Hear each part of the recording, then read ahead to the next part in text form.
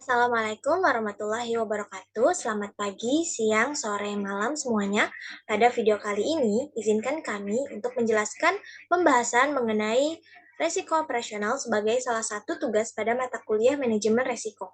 Sebelumnya, kepada yang terhormat, Ibu Dewi Cahyani Pangestu, SEMM, selaku dosen pengampu pada mata kuliah ini, dan juga kepada rekan-rekan semuanya yang sedang menonton video ini. Izinkan kami untuk memperkenalkan diri sebelum memulai pembahasan pada video kali ini. Perkenalkan, kami dari kelompok 8, kelas A, Prodi S1 Akuntansi Universitas Pembangunan Nasional Veteran Jakarta, dengan anggota yang pertama saya sendiri, Anggi Hermayanti dengan NIM 211011201, dan ada rekan saya, Dwi Saputra dengan NIM 21101112034. Baik, selanjutnya akan masuk kepada pembahasan. Yang pertama ialah mengenai definisi resiko operasional, di mana resiko operasional adalah potensi penyimpangan dari hasil yang diharapkan karena tidak berfungsinya suatu sistem, SDM, teknologi, atau faktor lainnya. Resiko operasional merupakan resiko yang dapat berasal dari internal maupun eksternal perusahaan, di mana segala resiko yang terkait dengan fluktuasi hasil usaha perusahaan akibat pengaruh dari hal-hal terkait dengan kegagalan sistem atau pengawasan dan peristiwa yang tidak dapat dikontrol oleh perusahaan.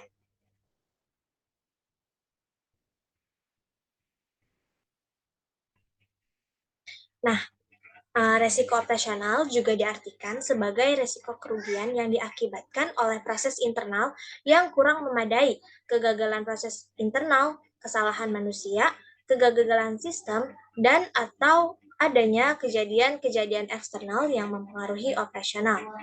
Namun berdasarkan Basel Committee on Banking Supervision atau BCBS tahun 2006 halaman 144, resiko operasional didefinisikan sebagai resiko kerugian yang disebabkan oleh proses internal yang tidak memadai atau gagal, orang, dan sistem, atau dari peristiwa eksternal.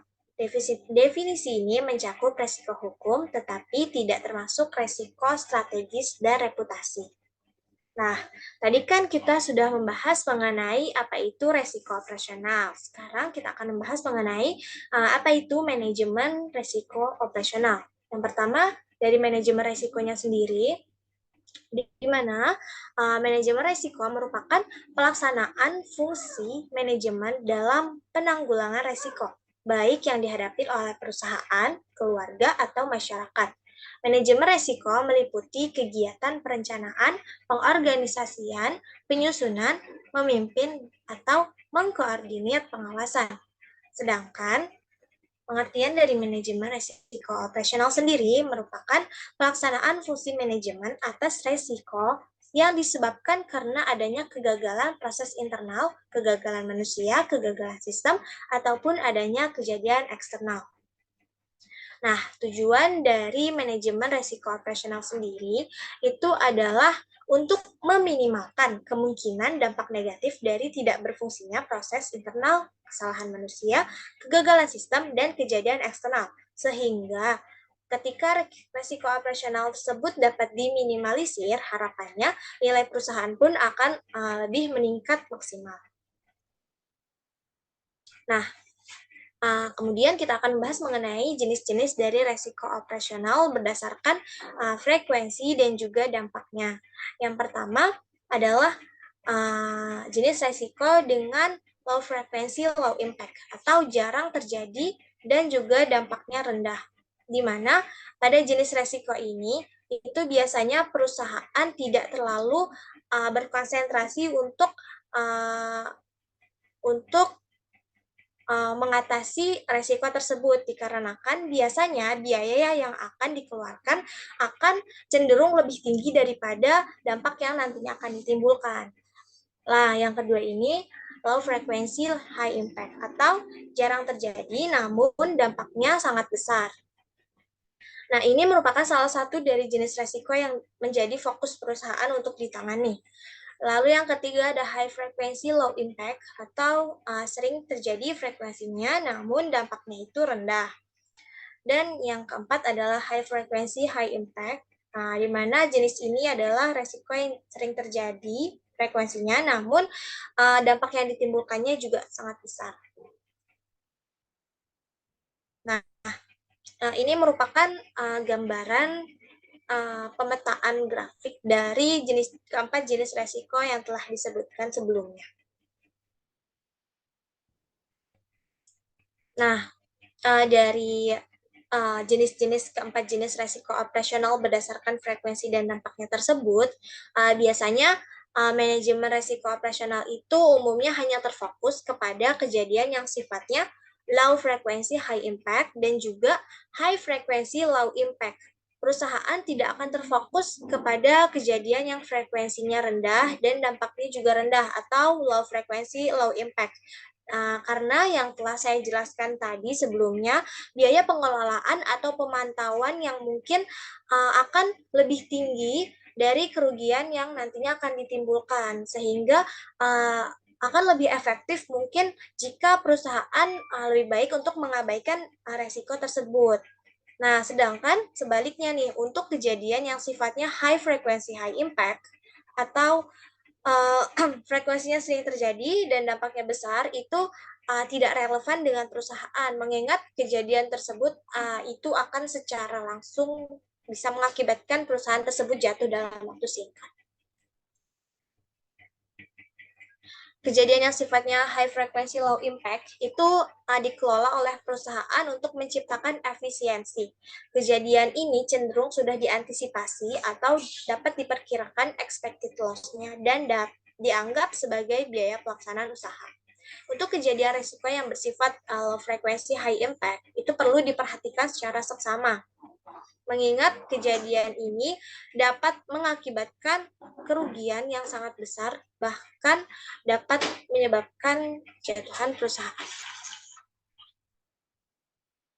Dalam manajemen risiko operasional, perusahaan dipersyaratkan untuk memperhitungkan kerugian yang tidak diperkirakan atau expected loss dan kerugian yang tidak diperkirakan dalam kebutuhan modal bagi resiko operasional. Expected loss itu atau kerugian yang diperkirakan itu didefinisikan sebagai kerugian yang timbul akibat pelaksanaan kegiatan usaha secara normal. Jenis kerugian ini diasumsikan selalu ada sepanjang perusahaan melaksanakan kegiatan usahanya. Sedangkan unexpected loss atau kerugian yang tidak diharapkan itu dia didefinisikan sebagai kerugian yang timbul dari kejadian luar biasa yang menurut perusahaan potensi kejadiannya sangat kecil dan besar kerugian yang ditimbulkannya pun sangat signifikan jauh berada di atas nilai wajar yang tidak dapat dikategorikan sebagai kerugian yang diperkirakan. Kejadian ini merupakan bukan kejadian yang timbul akibat kegiatan usaha operasional perusahaan.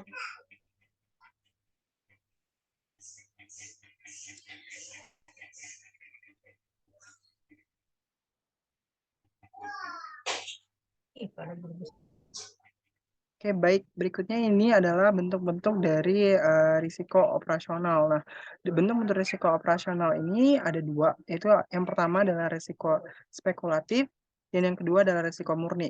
Nah, risiko spekulatif ini adalah merupakan situasi yang dihadapi untuk memberikan keuntungan dan juga dapat memberikan kerugian. Risiko spekulatif juga terkadang disebut juga risiko komersial. Kenapa disebut risiko komersial? Karena ketika seseorang berinvestasi di tempat tertentu, tentu dia menghadapi dua kemungkinan. Kemungkinan pertama adalah untung dan kemungkinan kedua adalah rugi. Nah, risiko yang dihadapi dengan cara ini adalah risiko spekulatif. Yang kedua adalah risiko murni. Nah, risiko murni merupakan risiko sesuatu yang tidak merugikan dan tidak menguntungkan. Nah, contohnya adalah kebakaran. Jika Anda terjebak dalam kebakaran, perusahaan merugi. Kemungkinan lain adalah tidak ada api. Oleh karena itu, api hanya akan menimbulkan kerugian, bukan keuntungan, kecuali jika sengaja dibakar untuk suatu tujuan. Salah satu cara untuk menghindari risiko murni ini adalah asuransi. Dengan demikian, jumlah kerugian dapat diminimalkan.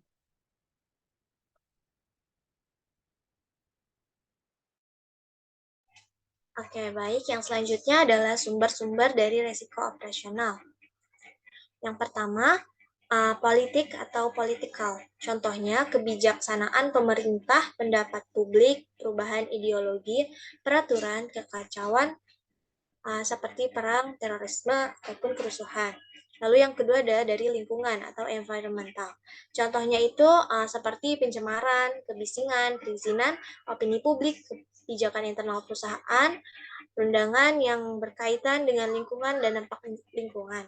Lalu yang ketiga ada perencanaan atau planning. Contohnya adalah persyaratan perizinan, kebijakan dan praktik, tata guna lahan, dampak sosial dan ekonomi, opini publik.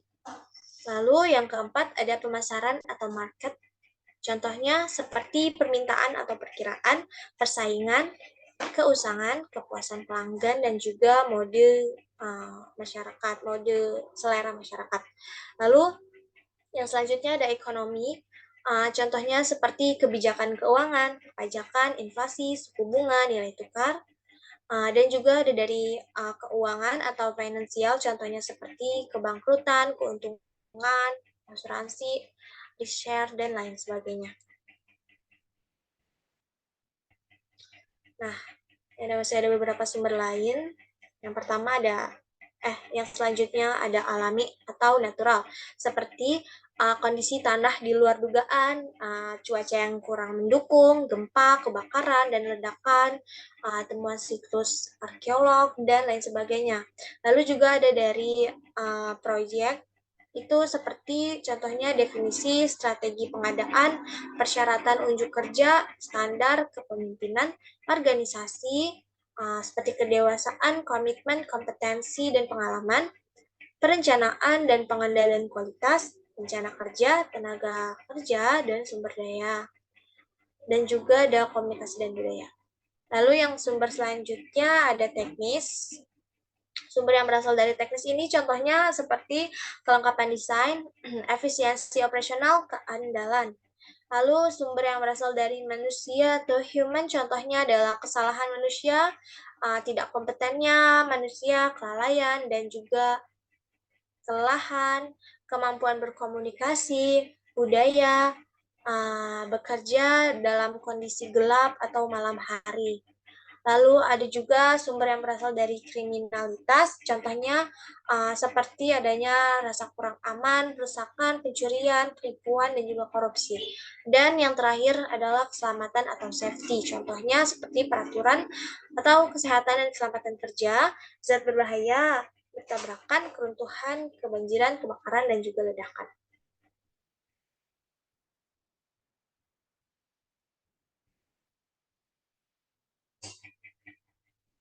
Nah, di sini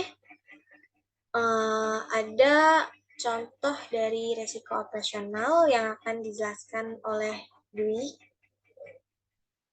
Terima kasih. Berikutnya ini adalah contoh dari risiko operasional. Seperti yang kita tahu, risiko operasional itu dapat disebabkan oleh 4 hal. Itu risiko dari internalnya, sumber daya manusianya, kegagalan sistem, ataupun eksternal.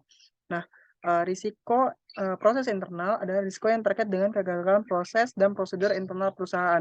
Contohnya itu adalah pengawasan kurang memadai atau kesalahan transaksi. Yang kedua itu contoh risiko yang disebabkan oleh sumber daya manusia.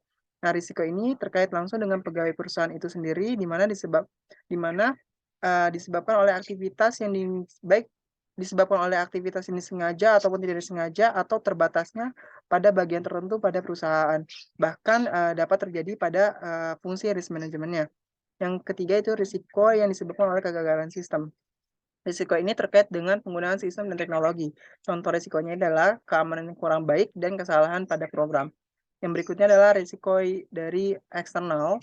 Nah, risiko ini disebabkan oleh kejadian-kejadian yang berada di luar kemampuan kontrol secara langsung dari perusahaan itu sendiri. Contohnya itu adalah risiko dari bencana alam.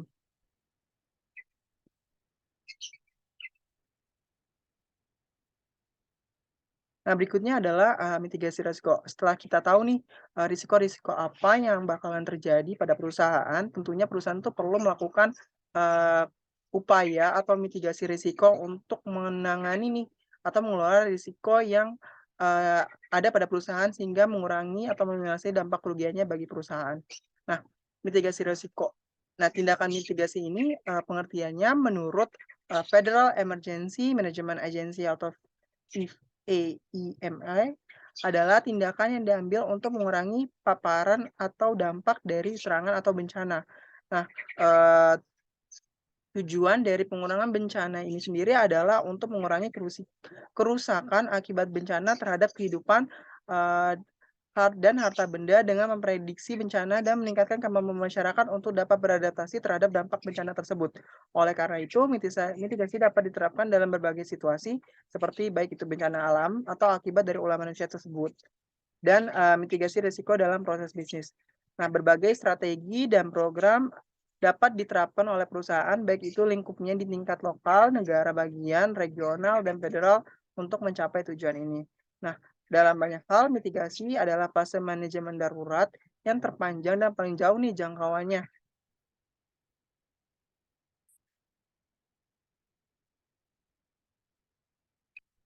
Nah, setelah kita mengetahui nih tindakan mitigasi itu apa, nah kita pengen ketahui nih tindakan atau teknik yang dapat digunakan untuk mengatasi risiko bagi perusahaan. Nah, di sini ada 4 tindakan yang dapat dilakukan oleh perusahaan.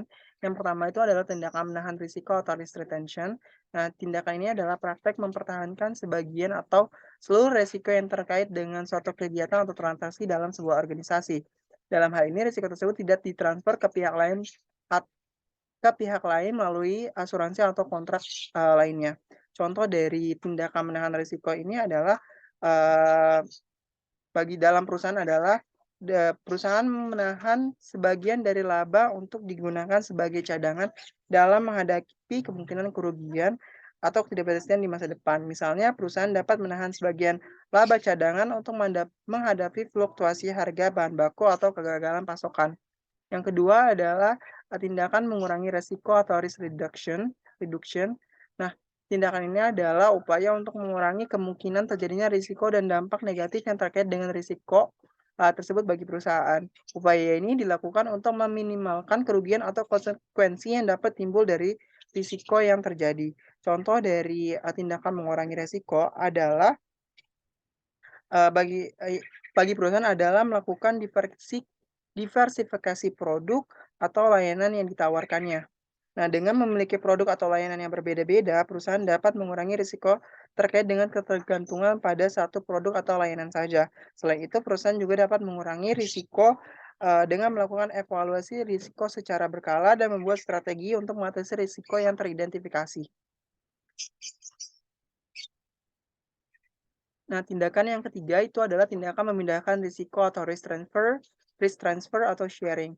Nah, tindakan ini adalah praktik untuk memindahkan sebagian atau seluruh risiko yang terkait dengan suatu kegiatan atau transaksi ke pihak lain, seperti perusahaan asuransi atau kontraktor. Dalam hal ini, pihak yang menerima risiko akan bertanggung jawab untuk mengelola risiko tersebut dan membayar kompensasi jika risiko terjadi.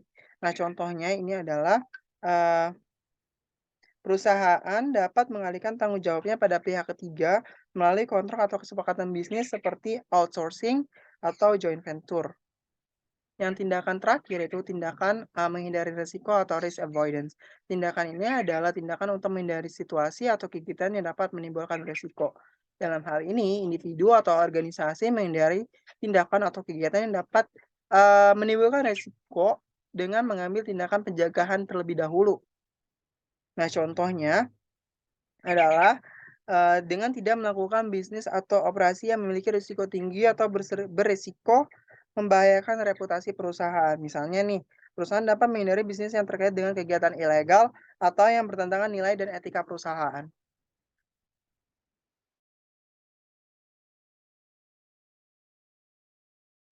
Baik, yang selanjutnya adalah pengukuran resiko operasional.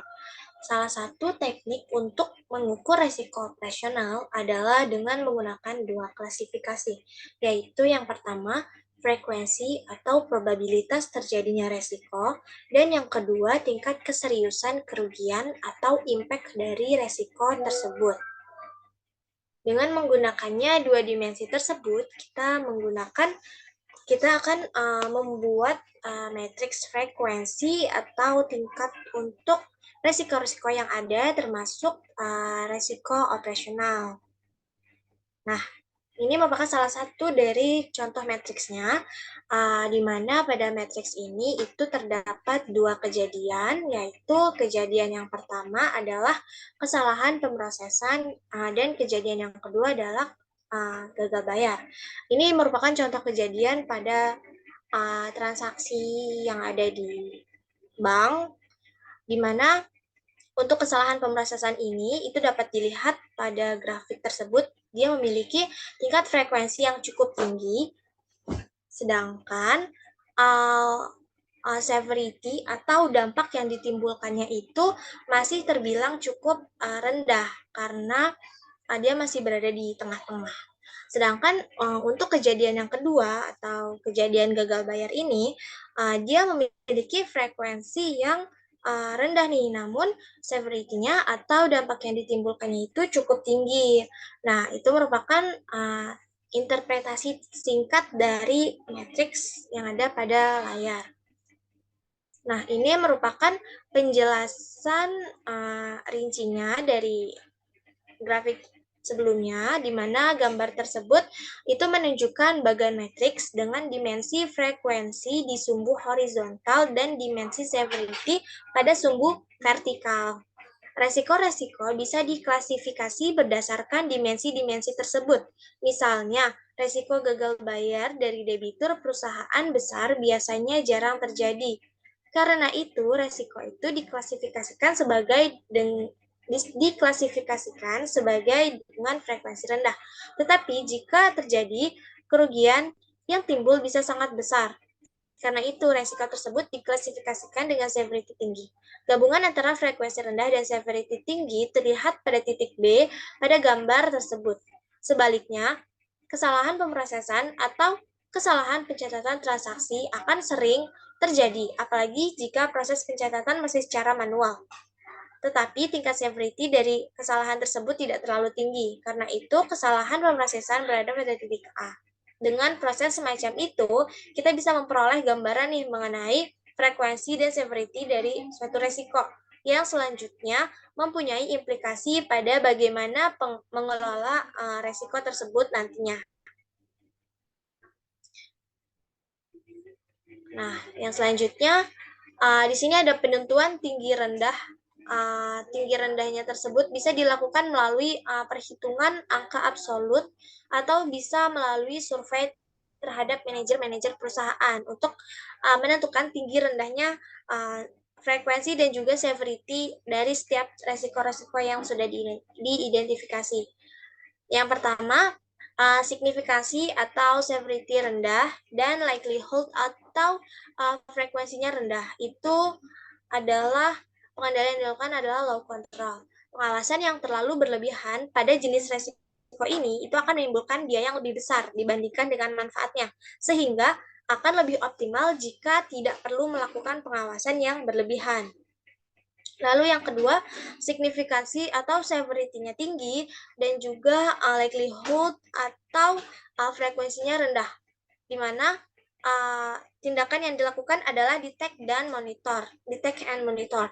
Tipe resiko seperti ini lebih menantang untuk dihadapi. Jika resiko seperti ini muncul, perusahaan bisa mengalami kerugian yang cukup besar dan barangkali bisa mengakibatkan kebangkrutan.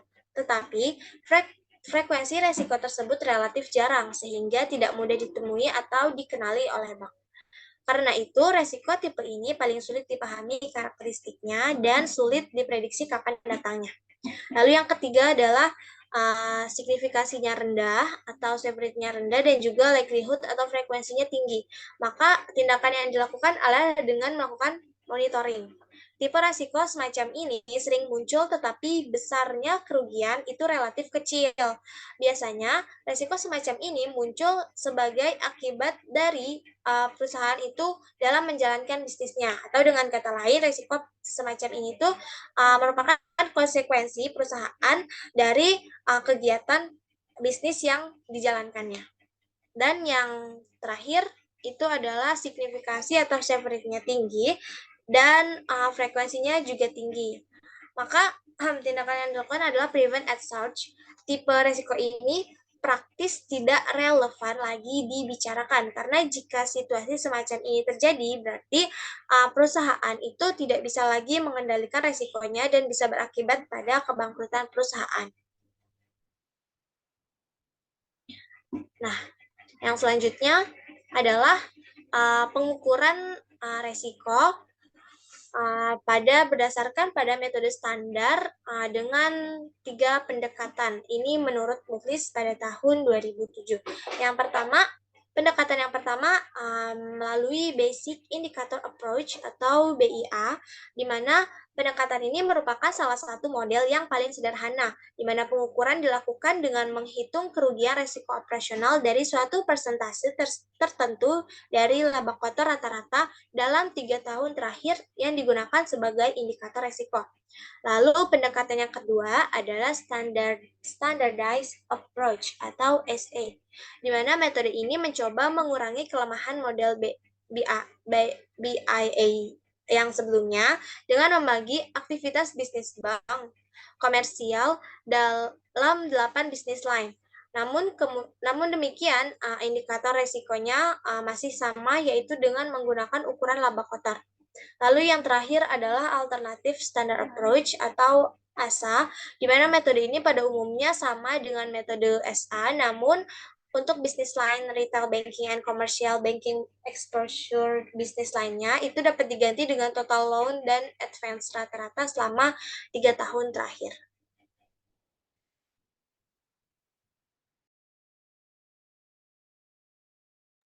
Oke, baik. Berikutnya adalah menghitung kerugian yang diharapkan. Jadi, seperti yang kita tahu, dalam risiko operasional ini adalah risiko yang melekat dalam aktivitas operasional perusahaan. Jadi tidak bakal selalu ada gitu ketika perusahaan menjalankan bisnisnya. Sehingga kita memerlukan perhitungan untuk menghitung kerugian yang dapat kita harapkan dari risiko tersebut. Nah, kerugian yang diharapkan atau expected loss adalah estimasi jumlah kerugian finansial yang diperkirakan akan dialami dalam suatu kegiatan atau transaksi dalam perusahaan. Jadi, ketika kita udah memprediksi nih kerugian yang diharapkan, jadi kita lebih mengetahui nih bagaimana dampak kerugian tersebut bagi perusahaan dan tindakan yang bisa dilakukan oleh perusahaan dalam meminimalisir kerugian tersebut.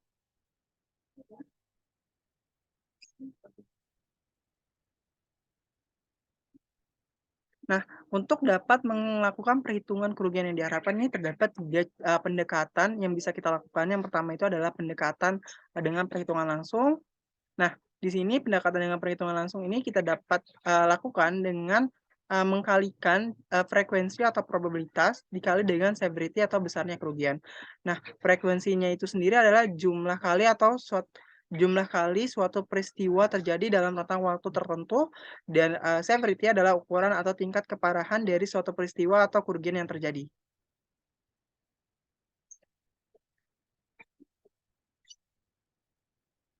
Nah, di sini adalah contoh dari tabel frekuensi dan perhitungan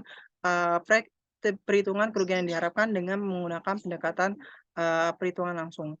Di sini kita mengumpulkan datanya itu dari data historis lapangan kerja selama 12 bulan dari bulan Januari sampai Desember. Di sini kita membuat tabelnya itu berisi dengan frekuensinya dan juga nilai kerugian dampaknya. Nah, di sini contohnya di bulan pertama dari bulan Januari, frekuensi risiko kejadiannya itu adalah sebanyak 4 kali dan dapat menimbulkan kerugian sebanyak 12 juta rupiah. Pada bulan Februari, frekuensinya terjadi sebanyak 6 kali dan dapat menimbulkan kerugian 11 juta dan seterusnya. Nah, di sini kita menjumlahkan total frekuensi dan total nilai kerugian, di mana total frekuensinya itu terjadi sebanyak 63 kali dan total nilai kerugiannya tersebut sebesar 152 juta rupiah. Nah, untuk menghitung kerugian yang diharapkan dengan pendekatan langsung, kita perlu mencari rata-rata dari nilai frekuensi tersebut. Nah, untuk mencari rata-rata nilai frekuensi tersebut, kita dapat memperolehnya dengan membagi total frekuensi kejadian dengan periode terjadinya. Di sini periode terjadinya itu selama 12 bulan. Berarti perolehannya itu kita dapatkan dari dengan membagi total frekuensi dibagi dengan 12 bulan atau 63 kali dibagi dengan 12, di mana memperoleh rata-rata frekuensi sebesar 5,25. Berikutnya yaitu kita mencari nih rata-rata kerugian yang terjadi. Nah, rata-rata kerugian yang terjadi ini dapat kita cari dengan membagi nilai kerugian dengan total kerugian dengan frekuensi, yaitu 150 juta dibagi 63 kejadian, memperoleh hasil 2.412,698. Nah, ketika kita telah mendapatkan rata-rata dari frekuensi dan rata-rata nilai kerugian, maka kita mau tahu ini kerugian yang dapat diharapkan dari kejadian tersebut adalah dengan mengkalikan rata-rata frekuensi 5,25 dikali dengan rata-rata nilai kerugian itu sebesar 2.412,698, di mana memperoleh hasil sebesar 12.666,667. Sehingga kerugian yang diharapkan itu sebesar 12,6 juta. Nah, ini adalah penjelasan yang telah saya jelaskan sebelumnya. Nah, yang kedua ini kita dapat menghitung kerugian yang diharapkan dengan pendekatan analitis. Nah, pendekatan analitis untuk menghitung kerugian yang diharapkan adalah suatu metode perhitungan matematis yang digunakan untuk mengestimasi kerugian atau dampak finansial yang diharapkan dari suatu kejadian atau situasi tertentu. Nah, pendekatan ini biasanya digunakan dalam konteks risiko dan manajemen risiko untuk membantu organisasi atau individu dalam mengambil keputusan yang tepat terkait dengan pengelolaan risiko dari risiko tersebut. Risiko yang dapat kita identifikasi. Nah, di sini kita mengasumsikannya dengan menggunakan distribusi normal untuk menjelaskan kejadian tersebut. Nah, kenapa kita menggunakan distribusi normal? Karena dengan menggunakan distribusi normal ini kita dapat melakukan berbagai hal hanya dengan mengetahui nilai yang diharapkan dan standar defisiensinya. Nah, di sini contoh kasusnya, tingkat keuntungan yang diharapkan itu adalah 10 juta, dengan standar defisiensi itu adalah 15 juta. Nah, berapa sih kerugian pada interval 95%? Nah, nilai kerugian pada batas 5% bisa dihitung sebagai berikut, yaitu 10 juta, yang tadi 10 juta adalah tingkat keuntungan, dikurang dengan 1,65. Nah, 1,65 adalah nilai Z yang berkaitan dengan wilayah probabilitas sebesar 5%, dikali 10 juta lagi tingkat keuntungannya, sehingga diperoleh nilai kerugiannya itu sebesar 6,5 juta. Nah, meskipun perhitungan dengan pendekatan analisis ini tidak mampu melakukan berbagai hal hanya dengan mengetahui nilai yang diharapkan dan standar defisiensinya, tapi pendekatan analisis ini memiliki kelemahan di mana kenyataannya itu distribusi ini tidak menjelaskan hal yang sebenarnya, karena kenyataannya distribusi kerugian itu tidak selalu normal kejadiannya. Nah, pendekatan yang terakhir adalah pendekatan simulasi. Nah, pendekatan simulasi ini untuk menghitung kerugian yang diharapkan adalah suatu teknik yang digunakan dalam manajemen risiko dan keuangan untuk mengestimasi kerugian atau dampak finansial yang mungkin terjadi dari suatu kejadian atau situasi tertentu. Pendekatan ini melibatkan pembuatan model matematis dan simulasi komputer untuk mensimulasikan skenario yang berbeda dan menghitung kerugian yang diharapkan dari masing-masing skenario yang kita harapkan. Nah, misalkan setelah mengevaluasi frekuensi munculnya kejadian yang merugikan dapat disimpulkan atau kita dapat menjelaskannya dengan menggunakan distribusi Poisson dari kejadian tersebut. Nah, dengan nilai yang diharapkan adalah 5 kali dari setiap peristiwa yang terjadi setiap bulannya, kita dapat melakukan perhitungan distribusi normal untuk menjelaskan severity dan dampak kerugian yang akan terjadi. Nah, di sini dengan menggunakan tabel probabilitas distribusi Poisson dengan rata-rata yang tadi adalah 5 kali, kita mampu membuat tabel tersebut dengan membuat 4 kolom, di mana kolom pertama itu adalah frekuensi yang terjadi, di mana frekuensi yang terjadi itu dari 0 sampai 15, terus probabilitasnya itu kita dapatnya dari hasil dari distribusi probabilitas Poisson dengan nilai yang diharapkan 5, di mana hasilnya itu dari 0,067 sampai dengan 0,9999.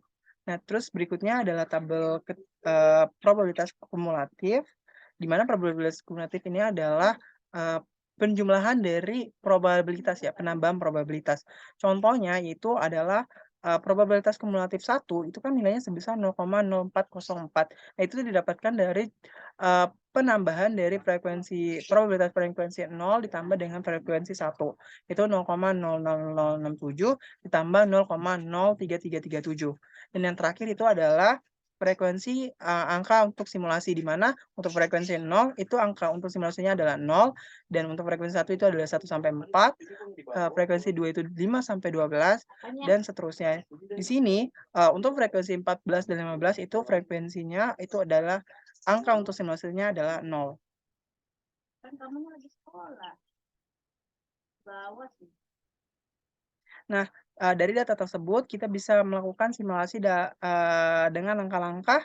Yang pertama kita dapat menghasilkan angka random untuk frekuensi munculnya kerugian dengan menggunakan distribusi Poisson dengan nilai yang diharapkan adalah 5.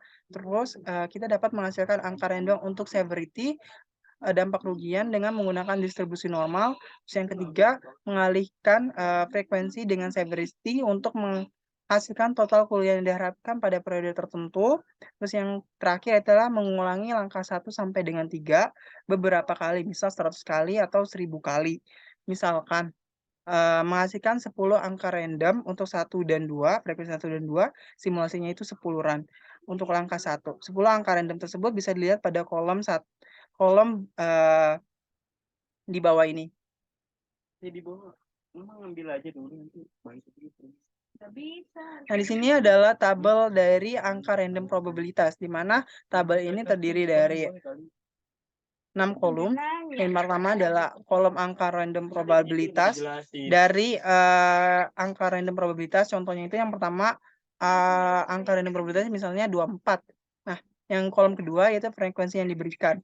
Nah, angka 24 itu terdapat pada distribusi yang sebelumnya, Poisson sebelumnya, angka 24 itu ada di antara 13 simulasi 13 sampai 27 dengan frekuensi 3. Berikutnya itu kolom ketiga yaitu angka random, di mana frekuensi 3 ini angka random atau probabilitas normal kumulatifnya itu sebesar 8693. Nah, angka random probabilitas ini digunakan untuk mencari nilai Z, di mana nilai Z-nya itu kita dapat 1,12 karena ketika kita melihat tabel kumulatif probabilitas normal, angka 0,8686 itu mendekati nilai 1,12, sehingga nilai Z-nya itu adalah sebesar 1,12. Lalu kita mencari severity atau kerugian. Nah, kita kan telah menemukan nilai Z nih. Nah, rumus untuk mencari nilai Z kan Z sama dengan X kurang alfa bagi alfa. X itu sendiri adalah severity.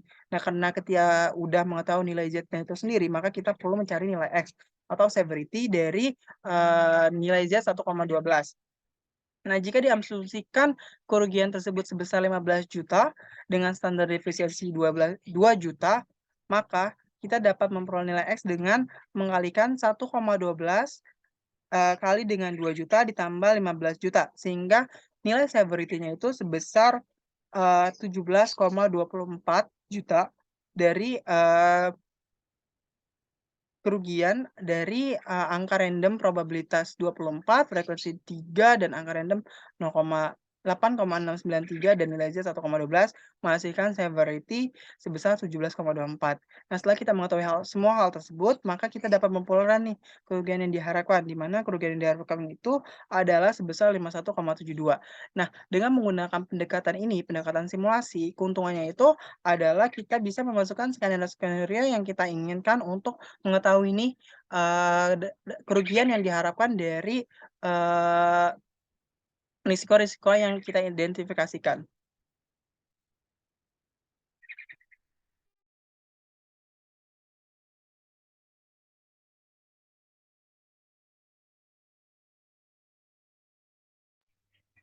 Oke, untuk Pembahasan selanjutnya ialah faktor yang menyebabkan adanya perubahan karakteristik. Itu yang pertama, perubahan karakteristik resiko operasional ya. Yang pertama itu ada globalisasi, di mana khususnya globalisasi keuangan dunia itu yang didorong oleh liberasi ekonomi dunia. Liberasi artinya penghilang pembatas aliran modal. Globalisasi juga semakin meningkatkan frekuensi dan severity atau signifikansi dari suatu resiko, karena kejadian di satu negara akan cepat merambat ke negara lain. Lalu yang kedua adalah otomatisasi. Dengan semakin berkembangnya teknologi komputer, perusahaan semakin lama semakin mengandalkan teknologi komputer untuk melakukan banyak hal termasuk mengotomatisasi transaksi. Yang ketiga ialah terlalu mengandalkan teknologi. Kemajuan teknologi memungkinkan organisasi melakukan banyak hal seperti membantu membuat basis data, membantu perhitungan harga instrumen keuangan, bahkan instrumen keuangan yang sangat kompleks. Di satu sisi, teknologi semacam itu bisa membantu proses bisnis akan lebih cepat. Namun, pada sisinya lainnya, perkembangan teknologi tersebut itu akan memunculkan adanya resiko-resiko lainnya. Misalnya, dari adanya kemajuan teknologi tersebut, otomatisasi pencatatan akuntansi itu sekarang menggunakan komputerisasi, maka akan muncul adanya resiko baru nih terkait dengan teknologi tersebut, misalnya adanya ancaman virus atau adanya ancaman kehilangan data dan lain sebagainya. Nah, lalu yang selanjutnya adalah outsourcing, di mana outsourcing ini adalah teknik yang semakin banyak digunakan oleh perusahaan-perusahaan di Indonesia, yaitu dengan menggunakan pihak ketiga atau pihak luar untuk membantu mengerjakan sebagian dari beberapa pekerjaan mereka yang tidak bisa dikerjakan oleh perusahaan tersebut.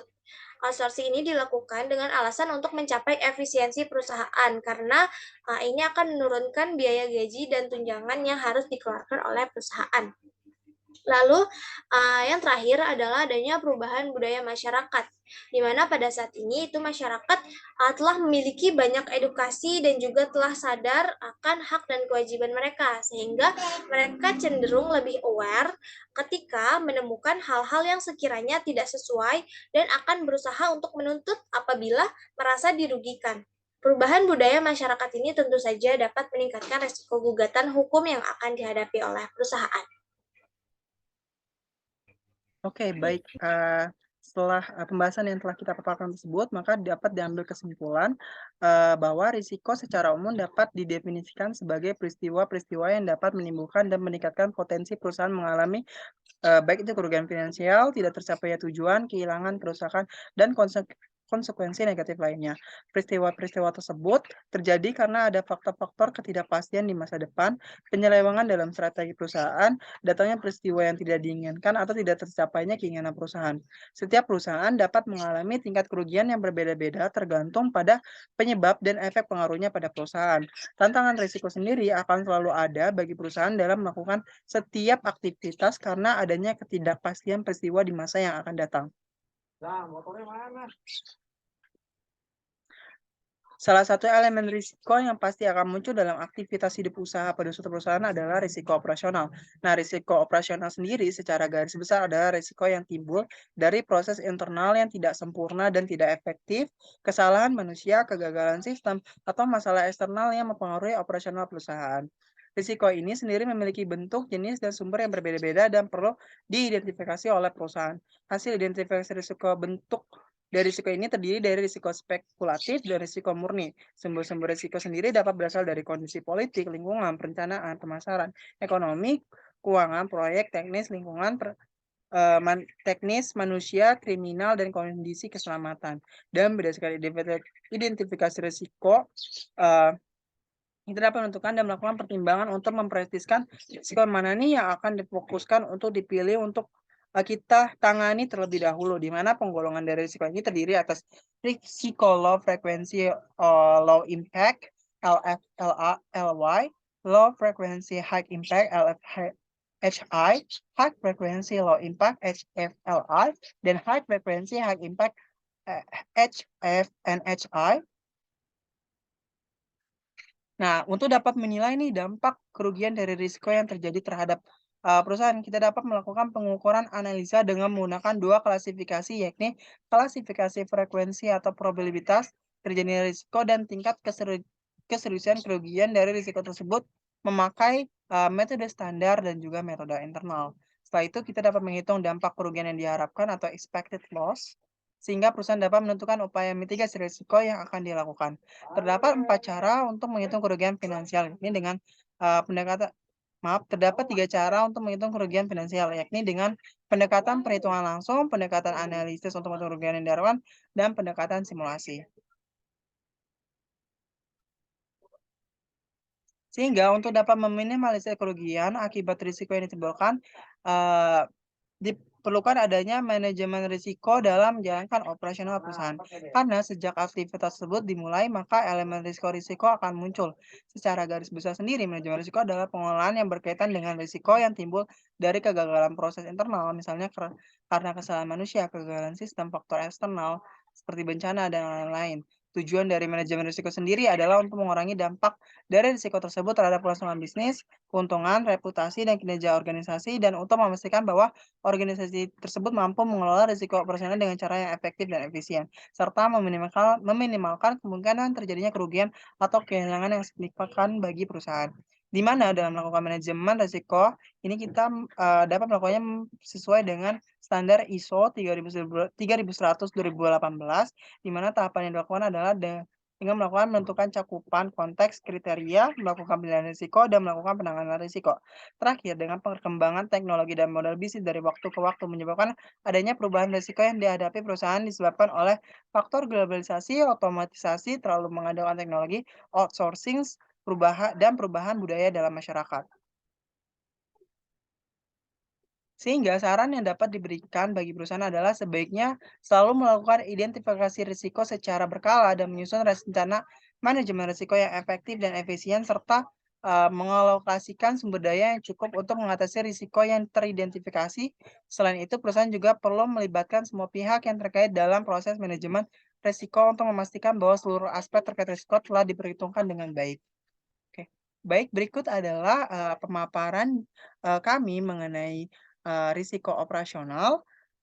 Semoga apa yang kami paparkan dapat memberikan manfaat dan pengetahuan baru nih bagi teman-teman. Kurang lebihnya mohon maaf. Wassalamualaikum warahmatullahi wabarakatuh. Thank you. Jangan lupa ya like dan subscribe.